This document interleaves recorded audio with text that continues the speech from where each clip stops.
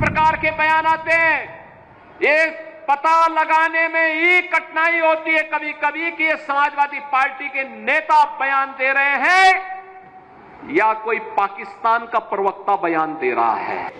आतंकवाद के खिलाफ देश की लड़ाई प्रधानमंत्री मोदी जी के नेतृत्व में 144 करोड़ के भारत को एक स्वर से लड़ना चाहिए। एक स्वर से प्रधानमंत्री मोदी जी के नेतृत्व में आतंकवाद का नेस्तनाबूद करने के संकल्प के साथ आगे बढ़ना चाहिए। जो थोड़े तत्व सिर उठाने का प्रयास कर रहे हैं, इनके भी जहन्नुम में जाने के दिन बहुत शीघ्र सामने दिखाई देंगे।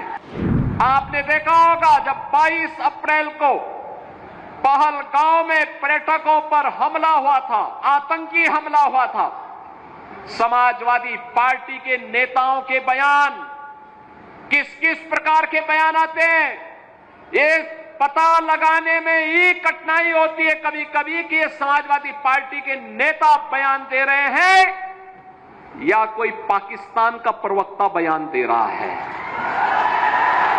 ये पता लगाने में ही कठिनाई हो जा रही है। आपने कल समाजवादी पार्टी के एक पदाधिकारी का मुंबई में दिया गया बयान देखा होगा। इससे पहले कानपुर का एक नौजवान अपने परिवार के साथ गया था पहलगांव, स्वर्गीय शुभम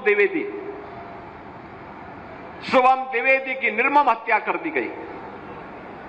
जब पत्रकारों ने समाजवादी पार्टी के अध्यक्ष से पूछा कि आप समाजवादी पार्टी आप वहां क्यों नहीं गए, तो उन्होंने कहा कि हमारी पार्टी का थोड़े था। कितना दुर्भाग्यपूर्ण और शर्मनाक बयान है। बहनों और भाइयों, देश की संवेदना होनी चाहिए अपने नागरिकों पर। पूरा देश पार्टी लाइन से ऊपर उठ करके एक साथ इस घटना की निंदा कर रहा है और समाजवादी पार्टी के लोग इस प्रकार का दुर्भाग्यपूर्ण बयान देते हैं, इस प्रकार का दुर्भाग्यपूर्ण बयान देते हैं। पहलगांव की घटना में उनका एक राष्ट्रीय महासचिव बयान देता है, कहता हिंदू ने हिंदू को मारा है, यानी पाकिस्तान को क्लीन चिट देने की कुत्सित चेष्टा।